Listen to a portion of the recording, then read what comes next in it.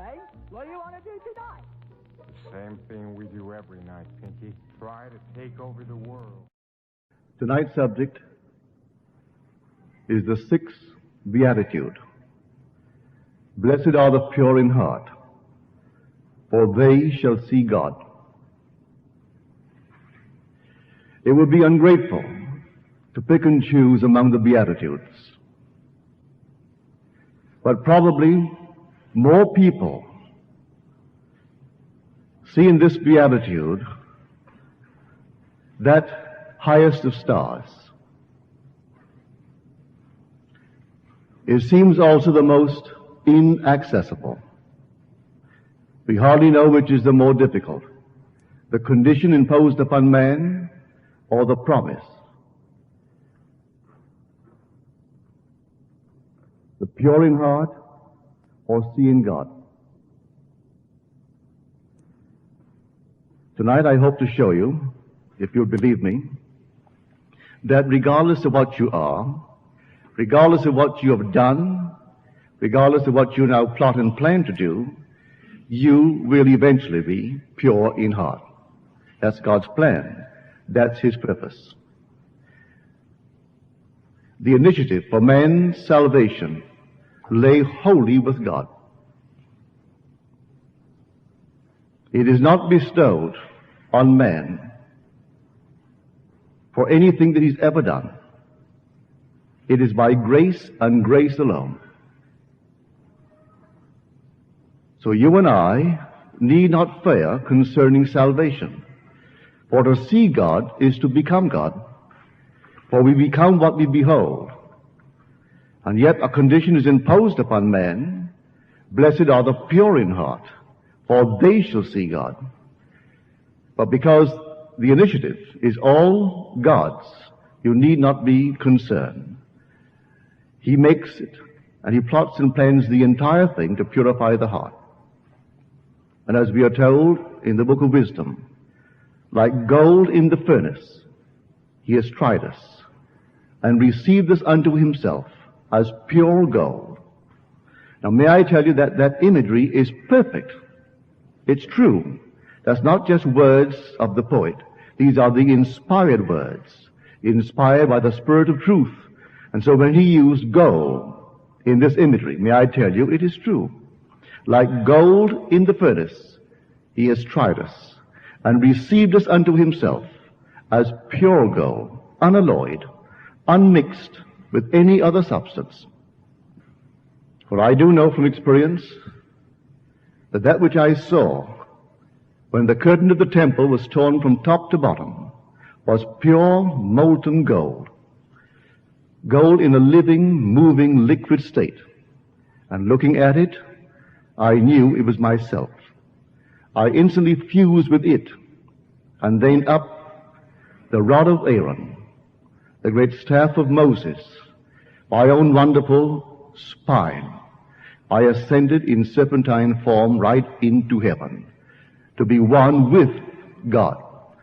For we're all gathered one by one into one single man who is God. But you cannot be gathered and brought into that infinite state until you are pure in heart. And He actually initiates the entire thing and provides the means to purify the heart. Well, in what sense? If I don't do it,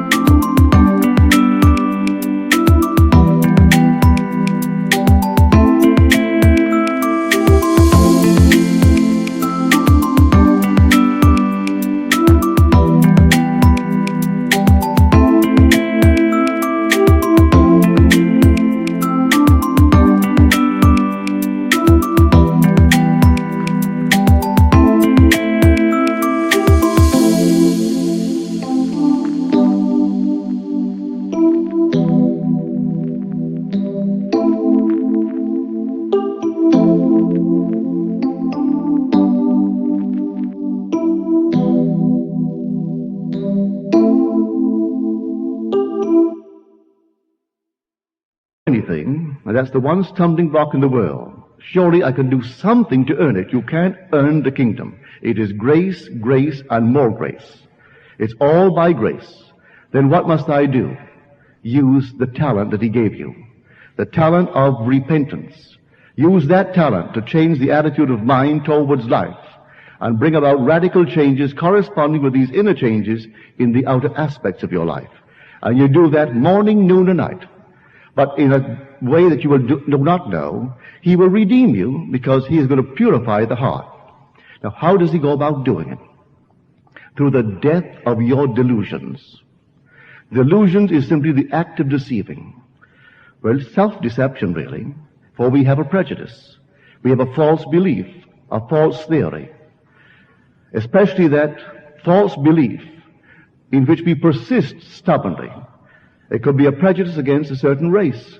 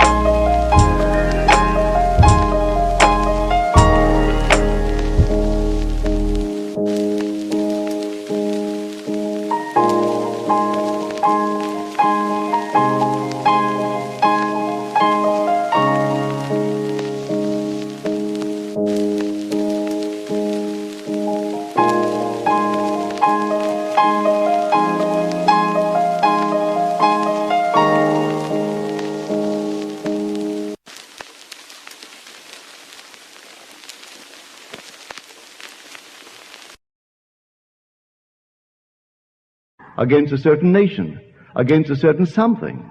Well, in a way you cannot devise it. God will devise the means to actually rub out that delusion.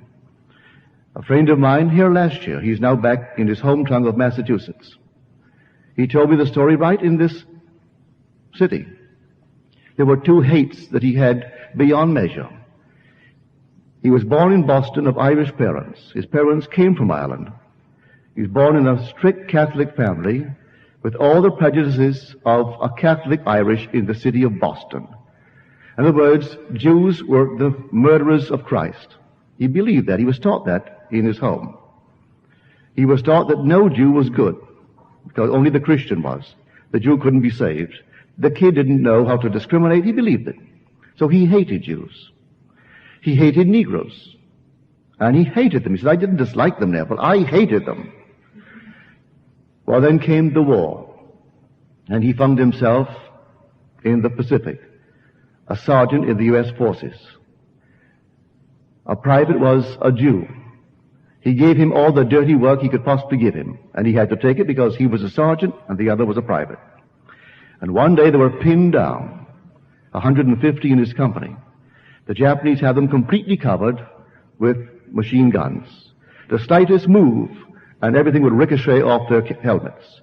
As I barely budged, just 1 second, as I could just rise just an inch part of an inch, my helmet became something where there was a spot and it ricocheted all off my helmet.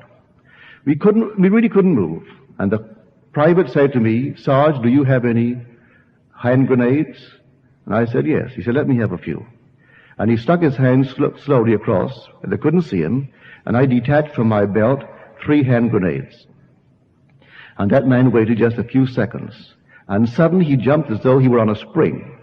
He jumped up, in spite of the fact it meant almost sudden death, and with these pins pulled properly, he just simply let them go. He blew to pieces the entire nest of Japanese. He was severely wounded, but he recovered. And Neville, at that very moment, I not only lost my hate, it was converted into love. From that moment on, I fell in love with the Jew. Not just that man, but Jews in general. I fell in love with them. So in my little business here in the city, handling bricks and mortar and everything that a mason would use, if a Jew came, he got the job first. I was back here. I still hadn't overcome my hate of the Negro. And an accident took place where I worked, and my uniform, that is my working clothes, caught fire. I am burning. No Caucasian came to help me. And a Negro broke ranks and came forward and threw me on the ground, turned me over several times, and put that fire out with his body. He was severely burned in the act. But I was saved, and no Caucasian helped me. And at that very moment, something similar happened to me. I didn't lose the hate I had for the Negro. It was converted into love. And I loved them. And when I went out to the job, and I got a job needing workmen, the Negro came, he got the job. The Jew got the job. And I can't tell you, Neville, when I tell you, I didn't dislike them. I hated them. In my limited environment in Boston, Massachusetts, raised in the environment of a very restricted mental state. I left that home of mine, my mother's only child, hating, just thinking that if I could only hit someone, I got even with them that way. I couldn't do a thing with my tongue. I couldn't argue with them. It was always a violent reaction until this thing happened to me. So I say, man is purified by the death of his delusions. And God, and only God, can actually devise the means by which that delusion is rubbed out. How could he have devised the means to put a Jew next to him and find himself tied down by the Japanese and their fire? But God had devised the entire thing for this man's heart to be purified. So like gold in the furnace, that certainly is a furnace, I have tried them and received them unto myself as pure gold. And so what is more of a furnace than to be faced by the enemy fire with all this and be tied on the ground by the fire? So we are told in the book of Isaiah, I have tried you in the furnaces of affliction. For my own sake I do it. For how shall my name be dishonored, be profaned? For my glory I will not give to another. Well, God's glory is himself. Grace is God's gift of himself to man. to give himself to you, so there's no doubt in your mind that he actually succeeded in conveying himself and giving himself to you. You would have to be pure in heart. And he purifies you. He does it. He began the good work in you, and he brings it to completion at the day of Jesus Christ. Jesus Christ being the image of the invisible God. So when in his eye you are pure in heart, you see God, and you become what you behold. That's the story. The minute you behold him, you become him. For he's given you himself. But he can't give it to anything but the unalloyed gold. Pure, pure gold. And I tell you, the imagery is true. Absolutely true. But man has been so conditioned to believe that he has to be good by his own standard. Well, listen to these words in the 16th chapter of the book of Proverbs. All the ways of man are pure in his own eyes, but God weighs the spirit. No two have the same code, and so man thinks in his own code, but he is perfect, he is pure. I was told this week that some preacher here in the town, in this city, last week someone attended his meeting, and he got up before his audience and he said, I thank God every day that I have never smoked in my life. I thank God every day that I've never had a drink in my life. I thank God every day, and he goes through a list of things of which he's most grateful that he hasn't done. Well, I have news for him. He's going to do every one he hasn't done. He's everything he hasn't done, of which he's so proud, he is going to do, that he may not condemn it in another. For we are moving towards the last cry on the cross, Father, forgive them. They know not what they do. Until you've done all, you can't forgive all. But don't go out and seek to do it, you're going to do it. Let me share with you my own prejudice. I thought one would be redeemed by not doing things. I fell upon a peculiar concept of life. I will not mention the name, it may offend a few who may now be interested in it. But I was looking for the truth. Disillusioned, as a young man, disillusioned in marriage. I fell into marriage at the age of 18, a father at 19, separated at 19, and all disillusioned. So I thought, well, marriage is not for me. So I took a vow at this age of 19, of all the things in the world, when nature is running rampant all through your body and you're taking a pledge of celibacy. Having actually experienced fatherhood and you taking the vow of that nature, which I did. Well, the vow of not smoking, that was no vow. I never did smoke. I can't enjoy it. I've tried, but I can't enjoy it. Drinking, well, prohibition was on in this country, therefore that's no vow. Because first of all, I couldn't afford it. And so, not to drink, that was no problem. But not eating meat, that was a problem. I enjoy meat. And so I took a strict vegetarian vow. No meat of any kind whatsoever. Only an egg. Not even in soups would I take a beef stock. And of course, all these things I did. For 7 years, I was doing nothing. My old friend Abdullah, who would live fully in this world, he said to me one day, you know, Neville, you are so good. You are good for nothing, but absolutely nothing. And then he began to teach me this law, this principle, by which you realize your dreams by living in your dreams. And when he proved it to me beyond all doubt, because I had nothing, and he told me to live as though I were in Barbados.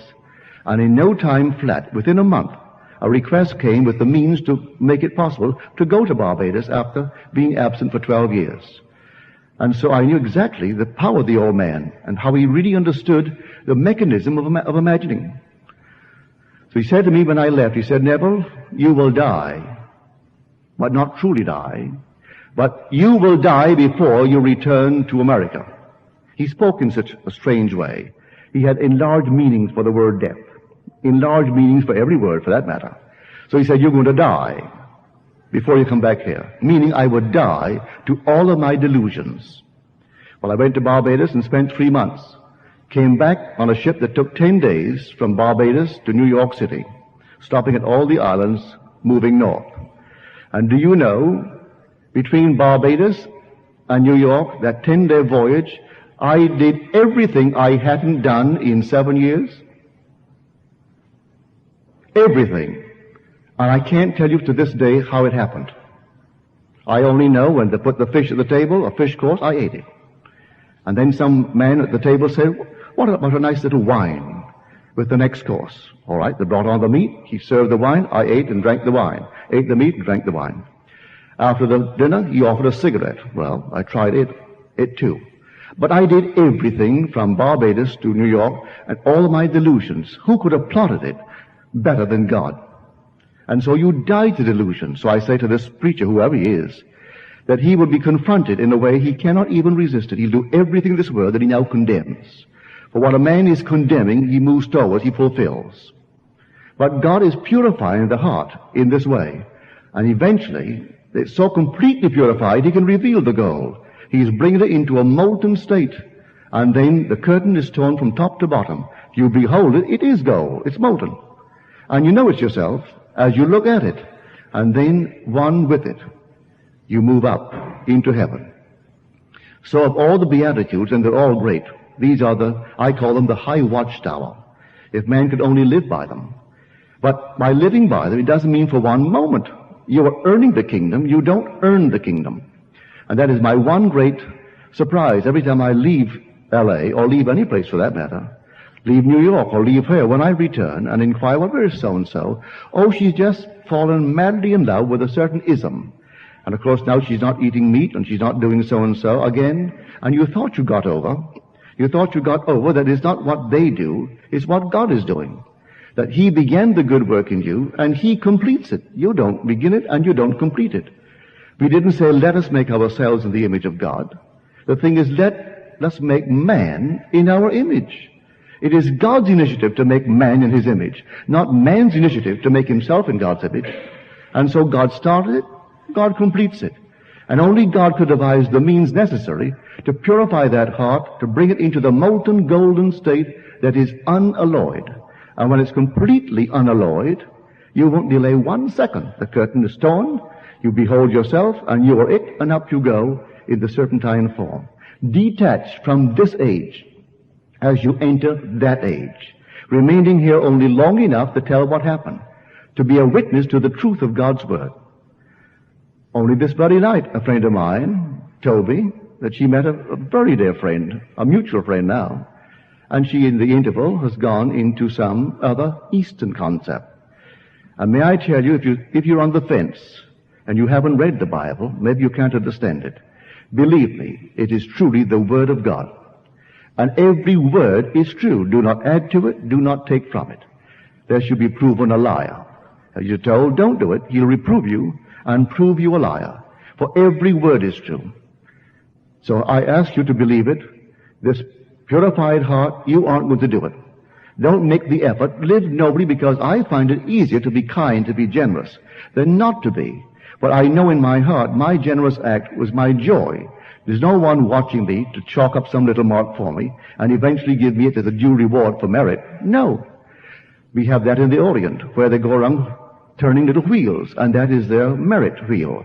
And the more they can turn it, the more merit they're acquiring, in the hope that eventually they'll hit nirvana. But you don't do it. You must live fully and use your talent. And your talents are given to you.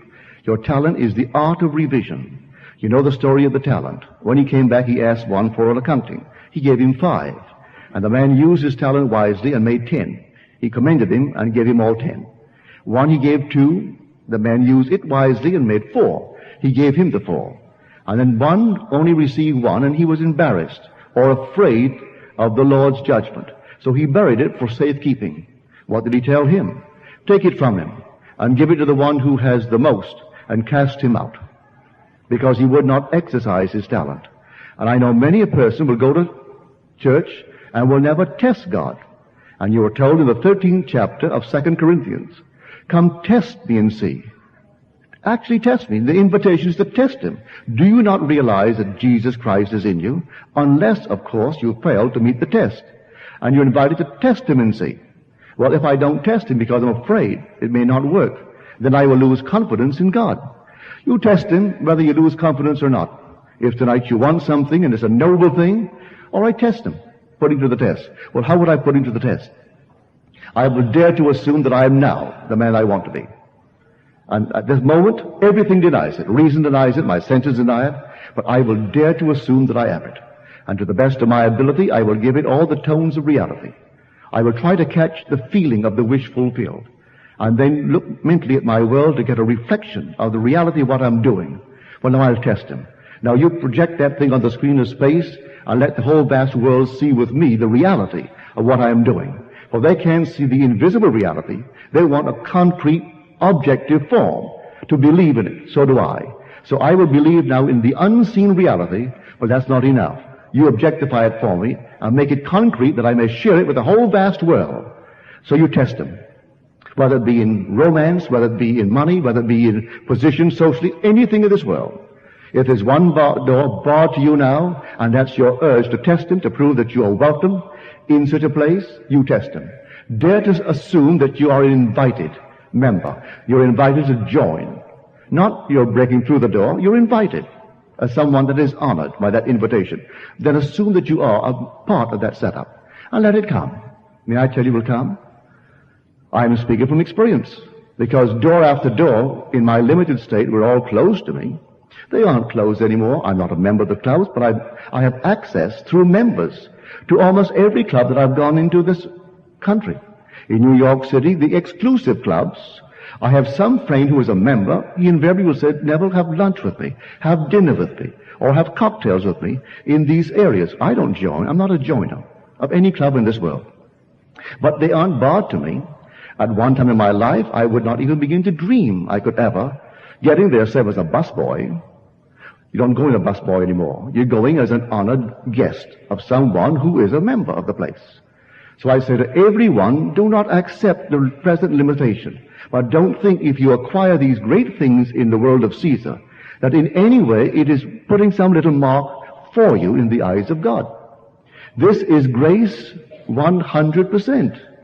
And so when one tires of having things, and then they try, because some philosophy tell them you can acquire it. And that's my problem from coast to coast, to go back and find friends that you thought really understood you. To hear them say, well, in the interval you hadn't been back in the last year or the last 6 months, and I found the most wonderful holy man. Always a holy man or a holy woman. But something that is so holy. And off they go in some blind alley. So here, because this is practically my end, I have one tomorrow night and then Sunday morning, I hope that in the interval before I return, you will not be diverted. For I am telling you a story that few can tell you, and I didn't earn it.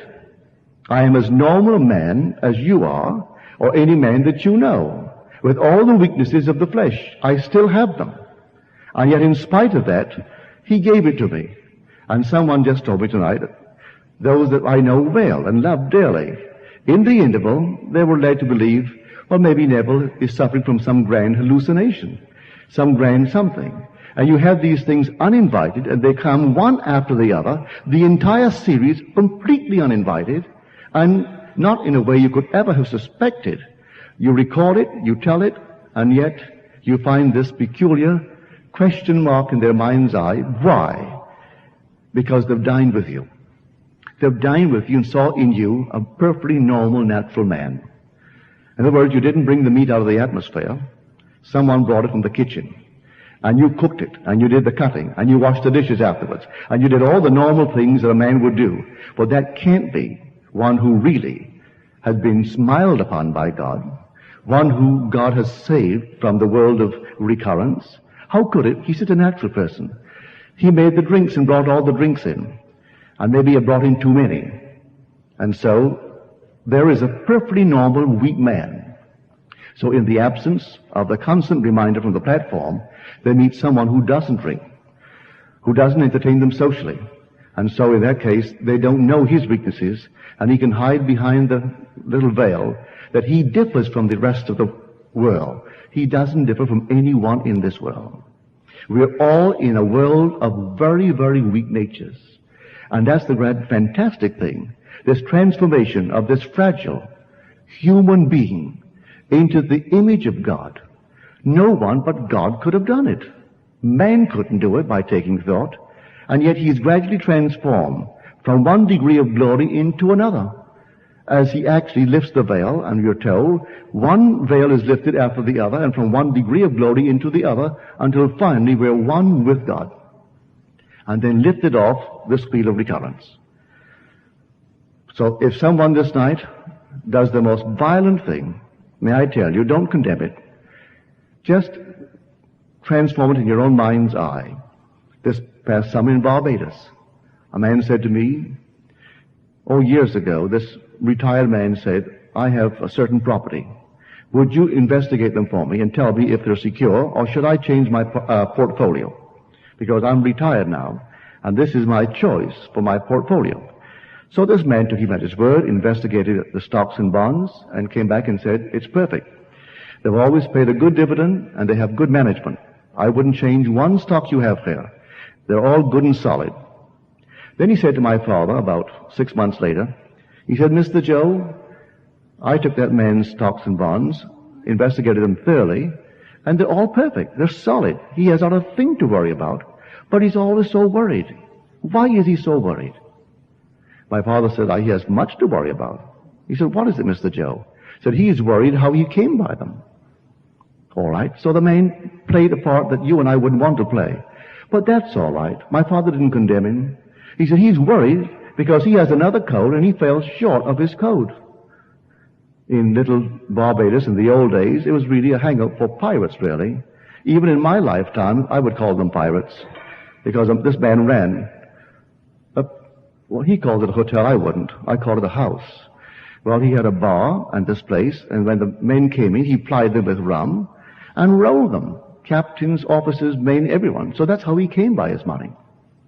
And it so preyed upon him that one day he sat on the beach, looked off at the ocean as the water came lapping up to his waist, then took a razor and severed his face.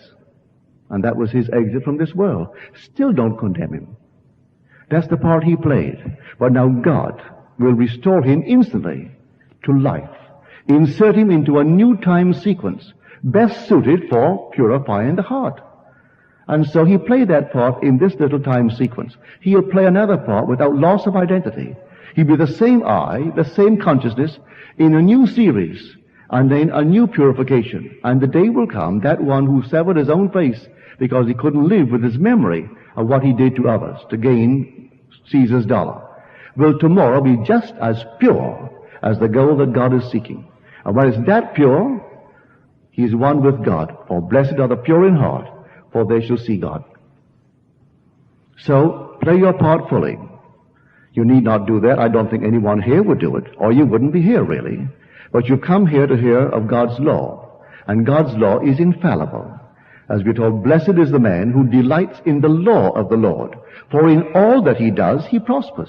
Not in a few things, in all that he does, he prospers. Well, if that is true, as told me in the very first psalm, I should make every effort to find out that law. Blessed is the man who delights in the law of the Lord, for in all that he does, he prospers. Well, now, I have found that law. It's a simple, simple law. And the law is simply, whatever I am assuming that I am, that I'm going to be. It's as simple as that. Ask in my name is asking with my name. If my name is I am, and I dare to assume that I am secure, security being relative, I know what I mean by secure. Relative to anything formally that I must have possessed, I would know what I would like to have in order to live securely. Well, I'm asking in the name of God when I say I am secure. I'll fall asleep in that state. As my old friend Ab used to say, I willed it so to be. I am still willing it so to be. I will continue to will it so to be until that which I have willed is perfectly realized. But what he meant by will, not human effort, he meant dare to assume I am that. As I assume I am that, well then it goes into the next state, and finally the whole thing unfolds before my world. Today I went over to Oakland, and this lady told me that her niece attends a class at UC in Berkeley, and she went to this professor who was teaching the actual subject, what he called it. The first day he had 40 odd in the class. He went to the blackboard and he wrote up, I am, and began to explain what he meant by it. As the class came to an end, he wrote, I am that I am. There was a snicker among the boys and girls, 45 of them. The next time he held the class, less than 20 attended. They aren't interested. Maybe he doesn't know it. Maybe he does know it. I think as the professor over there, maybe he does know what he's talking about. But if the children would just come and listen to the man, they'd be far better qualified when they're left at university than taking books that are today true based upon a certain concept, and tomorrow must be revised because it's not true. But that will everlastingly be true. I am that I am. So you define something in your world, and you say it's that. Well, I am that. You say, what a marvelous thing it would be if I only, and you name it. As you name it, it's that. Now you assume that I am that. I am. You affirm it. And you dare to walk in that assumption as though it were true. And then all of a sudden it happens. It becomes true. Is that better to know that little law and go and live by it than something that quickly passes away and disproves itself? So blessed is the man who delights in the law of the Lord. For in all that he does, he prospers. Now here is one this past summer in New York City. This lady said that in a dream she met numberless people, and she seemed to know them all, some better than others. Memory failed with some faces, but she knew them. And she longed to be with them. The stream was very narrow. Beautiful crystal water. Not water as we know it, but it was water. And she felt it was holy water. And strangely enough, the water came right to the banks. It didn't overflow. And these beautiful trees, like ancient trees, on the side. They were on that side, but she couldn't seem to reach them. And she felt if I could only touch them, that would satisfy me. And she realized she was separated by a physical state. She was physical, and they were not. And because of this physical state in which she found herself, she couldn't touch them. Then appeared before her suddenly a little boat. She got into the boat and said to herself, well, now I will row across and I can touch them. But as she got into the boat fitted her and no one else. It actually fitted her like a bathing suit, as it were. It was a boat. And there were no oars to row across. And the stream took up, and strangely enough, the stream went uphill. But it didn't seem unnatural that water should flow uphill. It rippled, beautiful crystal clear water rippling uphill. And the banks never overflowed. And then, on that side of the very narrow stream, they pointed to the end of the stream. And one voice said to her, not until you traverse the length can you cross the width. You traverse the length, and you'll cross the width. And that's our life. You aren't going to shorten it. You're going to traverse the length and encounter all the scenes that are there to be seen. And you will rearrange some if you believe what I tell you. Others, you will like them as they are and not rearrange them. You'll come upon scene after scene. Some are not pleasant. You'll revise them. That's repentance. Some are pleasant. You'll delight in them. That's all right. But on the very end of the stream, then you will traverse it. And you are part of the boat. Well, what's what Blake said? Man is either the ark of God or a phantom of the water and the sea.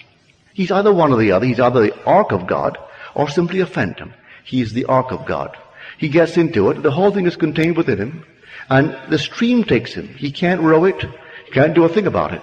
He moves from moment to moment to moment to encounter events. And then he either changes the event within his mind's eye, or he doesn't.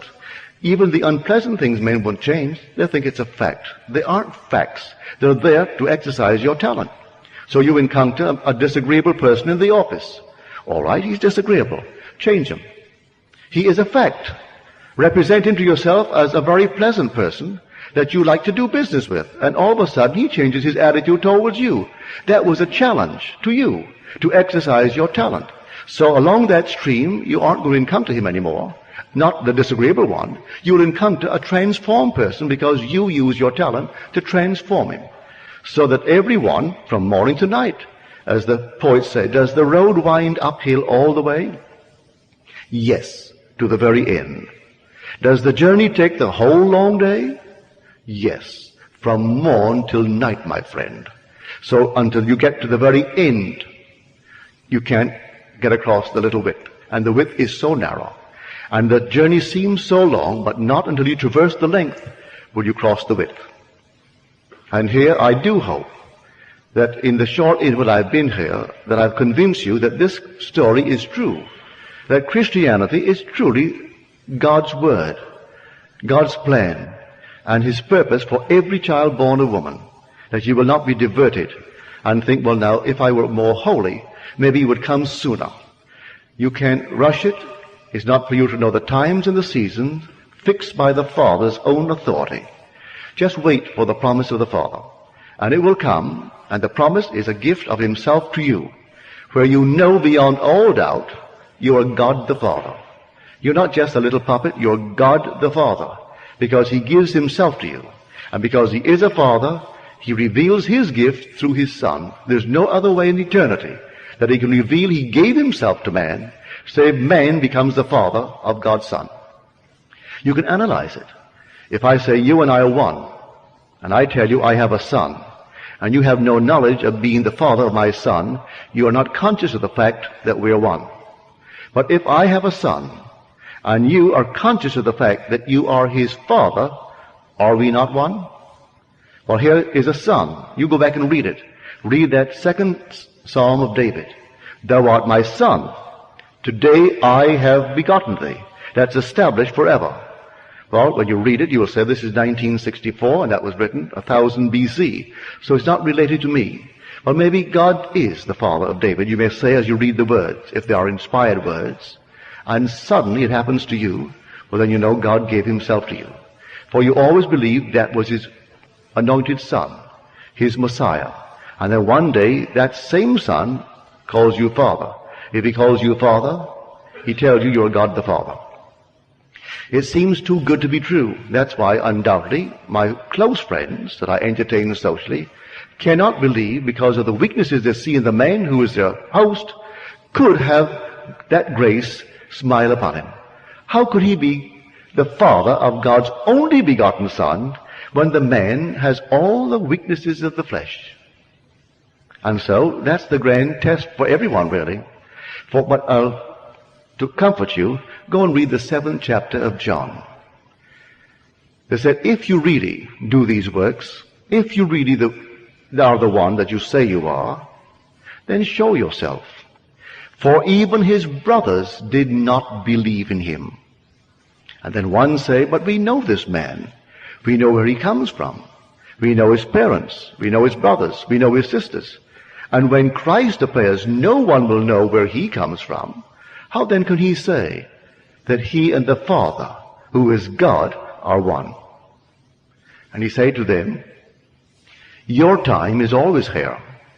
My time has not yet come. Well, who understood him? Your time is always here. It's a wheel. It's always here. My time, speaking of the age to be, that age of which he had tasted, of the power of that age, has not yet come. I have tasted of it, and the events have started unfolding within me, so my time has not yet. He repeats it now, and when he repeats it the second time, he adds the word fully. The first time he said, my time has not yet come. When he repeats it, my time has not yet fully come. It has come, but not yet fully come. And so my divine inheritance cannot become actual, or is at least not fully realized in me, so long as I'm still wearing a body of flesh and blood. So it has not fully come, although it has come. It has come, only marking a few more moments for my departure. So he said at the very end, the time for my departure has come. I have fought the good fight. I have finished the race. I have kept the faith. And henceforth is laid up for me a crown of righteousness. So he knows this is the last time. That was Paul's letters. And he's writing to his friend he called my son, Timothy. And the time for my departure has come. But still he is talking to Timothy. He's talking to the others, but he knows the time for his departure has come. He also knows the fight that was his. I have fought the good fight. It has been a battle, these afflictions. But he said, I have kept the faith. And the race, as far as he is concerned, the race is over. I have finished the race. And so he didn't go back on the vision. I ask you not to go back on the vision that I've shared with you, because I'm telling you every word is true. I have not embellished it. I haven't taken from it to make it more palatable. I haven't added to it to exaggerate. I told it just as it happened to me. And that is true Christianity. In spite of what the priesthoods of the world will tell you, that he came 2,000 years ago in a unique, strange way to a woman who knew not a man. You are that woman.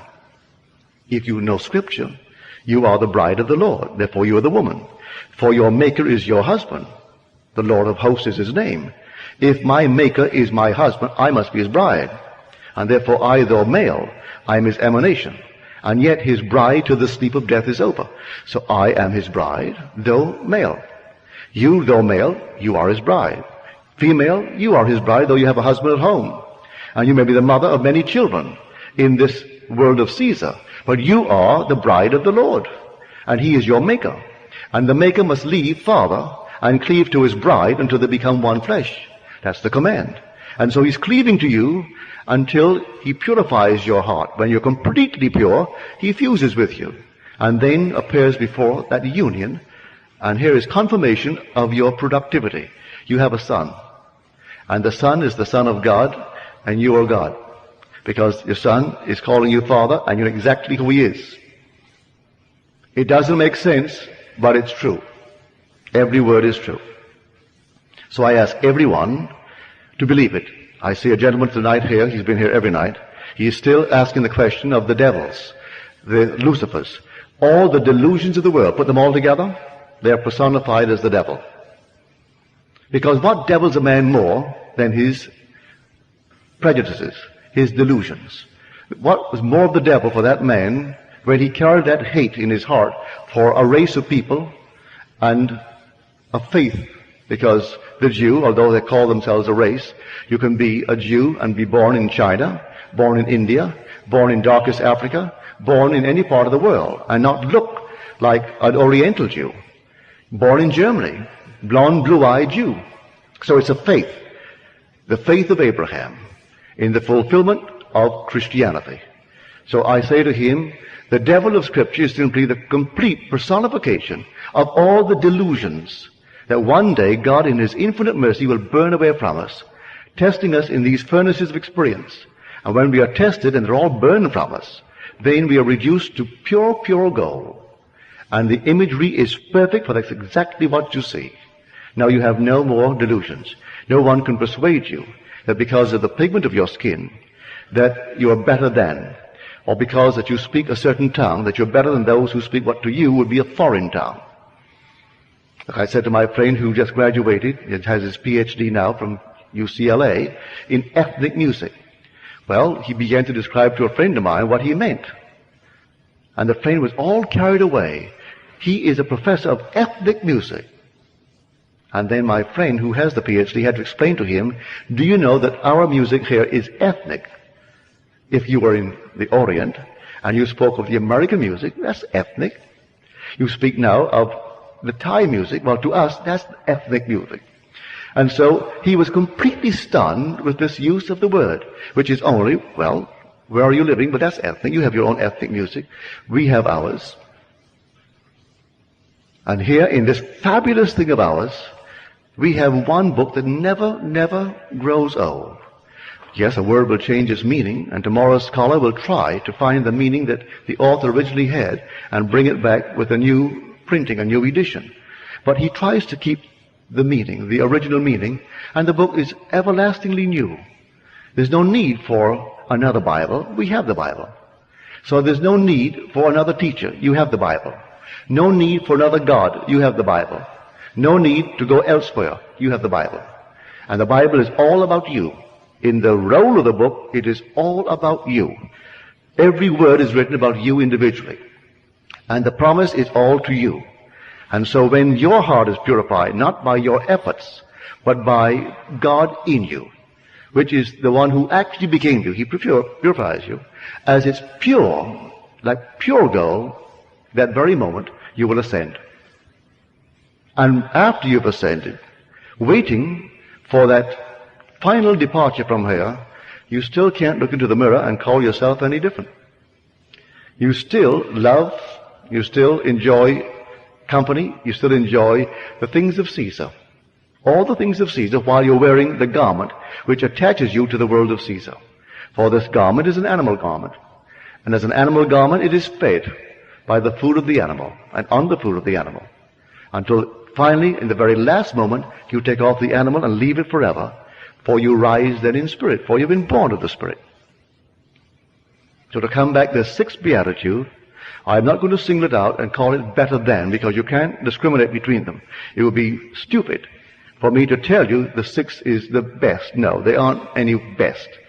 But I must confess, it seems the most inaccessible if I look at it on a certain level and think I then have to do it. For a condition is imposed upon man, seemingly. Blessed are the pure in heart, for he shall see God. And so which is the more difficult? The condition that I must meet to be pure in heart, or seeing God? And then I heard of God's infinite mercy that I couldn't do it, because he's going to do it. That I didn't say I'm going to make myself in his image. He said he's going to make me in his image. So he began the good work in me, and he will bring it to completion at the day of Jesus Christ. And when it's completed in his mind's eye, the veil is torn, the pure gold is there, I fuse with it and ascend as the Son of Man, which is the only title that Jesus ever gave to himself. Others called him Lord, others called him Savior, others called him other names, but he called himself Son of Man. And so the Son of Man will ascend as pure gold in the form of the serpent right up into heaven, one with God. Now, are there any questions, please? Yes, sir. What did that bill itself do to you between the time that you imagined, you're imagining, and between that time and the time of demonstration? Well, I'll tell you in details exactly how we got together. It was 1933. If you remember, there was a frightful depression on in our country. Millions were unemployed. In New York City, you would go through the tunnel into Gimbels from, say, the square where Gimbels begins. It goes all the way through to the Holland Tunnel. They were sleeping with the permission of the mayor, 3 and 4 deep, as far as the eye could go. There's no place to go. In the park, in the summer months, they were allowed to sleep in the park, sleep all over the place. And the long lines for coffee and bread that were there to give them. There were millions unemployed. We then had a population of not more than, say, 130 million, as against today's 192 million. I was a dancer, and if you couldn't eat, you couldn't pay to watch a dancer. So there were no shows playing on Broadway. I think we had 5 Broadway shows, and they were running on paper. Just people passing out paper to go and see them, really, instead of the usual 50 and 60 shows that you used to get. Well, what I'm getting at, I didn't have a job, I had no money, and I was living in a basement on 75th Street, and he lived on 72nd Street, in a very lovely home that was owned by Morgenthau, whose son was then the treasury of our country, a cabinet member, but his father owned this house, but he didn't live there, and he rented the first floor to my friend Abdullah. I said to Abdullah in the month of October, late October, Ab, you know, I've been gone from Barbados for almost 12 years. Came here in 22. And it's almost 12 years. I've never had a desire to go back. But now I have a hungry desire, a haunting desire to go to Barbados. Not a thing stops me but the lack of money. I have no money. He said to me, you are in Barbados. I said, I'm in Barbados? He said, yes, you are now in Barbados. And so you see Barbados, and you see America from Barbados, and you can smell the tropical land of Barbados, see only the little homes of Barbados, and that's all you do. You just simply sleep this night in Barbados. Well, I thought him insane, really. I mean, at the moment, it seemed so stupid, because 72nd Street, we still had 50 and 60-story buildings. And little Barbados was a little 3-story building, almost the tallest that you'd find, and narrow little streets and no sidewalks. And I'm walking on a sidewalk wider than the wide street of Barbados on 72nd Street. Well, nevertheless, that night I slept in Barbados. I assumed that I'm in Barbados, in my mother's home. And then I saw America relative to Barbados, and it wasn't under me that night. It was north of me, about 2,000 miles. Well, the next day, I didn't tell him anything. About a week later, when nothing happened, I thought I would approach him. This time we've moved into November. I said, you know, Ab, there is not a thing has happened. He wouldn't discuss it with me. He turned his back on me and went into his little library and slammed the door. About 3 times I tried to open up the discussion with my friend Ab between that moment when I first talked to him and the end. He would never discuss it. on the basis, how can he discuss with me how I am going to Barbados when I am already in Barbados? That's stupid to discuss how I'm going to go when I am in Barbados. And if I am faithful to my assumption, I can't discuss the how. I'm already there. Well, this went on. On the morning of the 4th day of December, there's no job, no place to go, and the last boat that will get me there, my Christmas, is going to sail on the 6th. Under my door is a little letter from my brother Victor. And he said, as a family, we were never around the table at Christmas together. That Cecil, that is my oldest brother, he left home before the last was born. Because we have a large family. There's an interval of 8 years between my sister, Daphne, who was the 8th child, and then my brother, Joe. Well, in that interval, my brother Cecil went off to Demerara. So, never as a family were we ever together at Christmas. So in the letter, he justifies why he's asked me to come. He said, I know you don't have a job, and there's no excuse for not coming. And so I'm enclosing a draft for $50. You may need a shirt, a pair of shoes, socks, or something. And I've notified the Furnace Whitty line that you will come for a ticket. So the ticket is waiting for you at the Furnace line. Well, I was so excited, I rushed on down to the Furnace line, and I gave them my letter. They said, yes, we have a message here from your family in Barbados. We'll give you a ticket, but we haven't any first-class tickets left. You can go third class and use the facilities of the first, but you have to sleep third class until you hit the island of St. Thomas. When you hit St. Thomas, someone disembarks, then you may take a first-class bunk. I said, I'll take it. I rushed right up to Abdullah. And I said, Ab, I have my ticket for Barbados, but I have to go third class. I'm all elated and happy about it. He said, who told you that you're going to Barbados? And who told you that you went to Barbados third class? You went to Barbados and you went first class. Would say no more. He isn't even happy that I'm going to Barbados now. So I went down on the morning of the 6th day of December with my third class ticket. Went up to the desk as they're checking in the passengers, and I put my ticket forward. He said, I've got good news for you, Mr. Goddard. Someone is cancelled, and you're going first class. And I went first class, all the way down to Barbados. 10 days down, 10 days back, with 3 heavenly months in Barbados. So all that I did, I tried to the best of my ability with his, I would call almost insolence. He was rude. But he taught me by his rudeness that I cannot discuss how if I am doing what I'm supposed to do. He tells me right away, you are in Barbados. Like someone comes to you now, and you would apply this principle towards their request, and they say, oh, I would love to be happily married. And you say to her or him, you are now happily married. They look at you as though you're insane. But that's exactly what you're supposed to do. You are now happily married. Well, if I am now happily married and I'm a lady, I would instantly begin to feel that ring there in my imagination. And I let others see that I have my ring, for that would imply I'm happily married. It's a wedding ring. And so if I don't wear it from then on, I'm not doing what I'm supposed to do. So in my imagination, I have to go to bed wearing my ring. And actually do all that I would do in that state. Oh, he said, you are in Barbados. And I'm in New York City physically, but he put me in Barbados in my imagination. So that I slept in Barbados to the best of my ability. But you know, days go into weeks, and the weeks went into a month, and I'm trying my best to open up the discussion with him to get a little hope. No hope. He wouldn't give me any encouragement if I did what he told me to do. But we all are human enough to want another little discussion, another little push. And so he taught me the lesson that there is no such thing as a little pregnancy. No such thing. If you did it, then you're pregnant. Let the child grow. And interference with it is going to be a miscarriage. You assume that you are in Barbados. Now you're pregnant. The idea is you're going to give birth to a journey and which is going to land you right in Barbados. So you've assumed it. That is conception. Now, don't try to argue. You have conceived. And all you have to do is to be a faithful mother and bear that child. And don't discuss it with me anymore. He never discussed it after he told me I was in Barbados. And I learned so many things from the old fellow. I came back because I wasn't drinking. I brought him 2 lovely old bottles of brandy. The best that we had in the island. 2 lovely bottles. And some rum.